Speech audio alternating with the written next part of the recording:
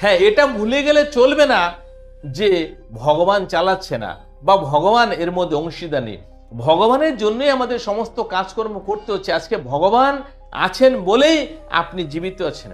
আজকে ভগবান আছেন বলেই আপনার শরীরের মধ্যে চৈতন্য আছে, চেতনা আছে। আজকে যদি ভগবান এক সেকেন্ডের জন্য আপনার কাছে চলে যায়, তাহলে বডিটা ধবাস করে মাটিতে পড়ে যাবে, এর কোনো শক্তি থাকবে না।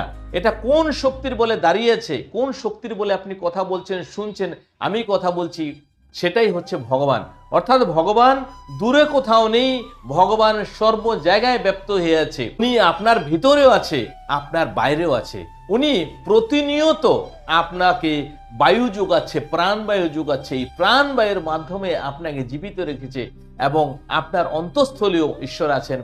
সমস্ত ভাবনা, সমস্ত কর্ম, এই সব কিছু উনি হিসাব রাখছেন। অর্থাৎ আমরা যে মানুষ, আমরা আমাদের শরীরের ব্যাপারে